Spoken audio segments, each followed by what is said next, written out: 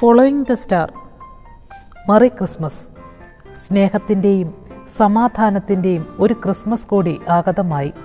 നമ്മുടെ പ്രായമനുസരിച്ച് ഓരോ വർഷവും ക്രിസ്മസ് ആഘോഷിക്കുന്നുണ്ട്. എന്നാൽ ഇക്കാലം അത്രയും നമ്മൾ ആഘോഷിച്ച ക്രിസ്മസ് എവിടെയാണ്?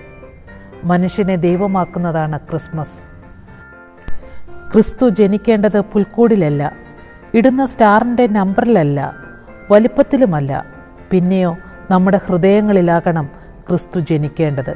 ഹൃദയത്തിൽ ക്രിസ്തു ജനിക്കുമ്പോഴാണ് ക്രിസ്മസിൻ്റെ സന്തോഷം അനുഭവിക്കാനായിട്ട് സാധിക്കുന്നത്. നമ്മെ ഓരോരുത്തരെയും ദൈവമക്കളെന്ന് വിളിക്കപ്പെടുവാൻ, മറ്റുള്ളവർ നമ്മളിൽ ദൈവത്തെ കാണുവാൻ ഇടയാക്കണം. അത്യുന്നതൻ്റെ ശക്തി നമ്മളിൽ വ്യാപരിക്കുവാൻ സാധിക്കണം.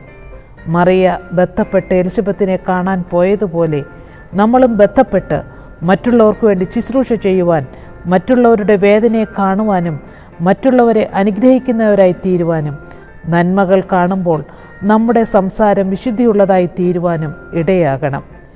പ്രകാശം പരത്തുന്ന ലോകത്തിൻ്റെ നക്ഷത്രമായി തീരുവാൻ നമുക്കും ഇടയാകട്ടെ.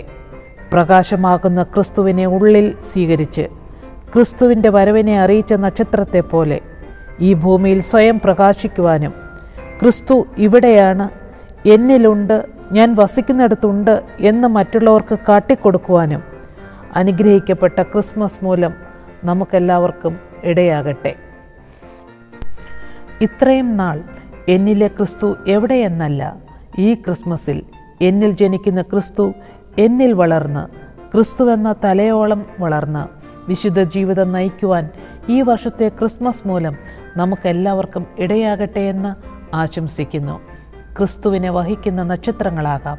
എല്ലാവർക്കും ഒരിക്കൽ കൂടി അനുഗ്രഹത്തിൻ്റെയും സമാധാനത്തിൻ്റെയും സ്നേഹത്തിൻ്റേതുമായ ക്രിസ്മസ് ദിനാശംസകൾ. ദൈവം എല്ലാവരെയും സമൃദ്ധമായിട്ട് അനുഗ്രഹിക്കട്ടെ. ആമേൻ.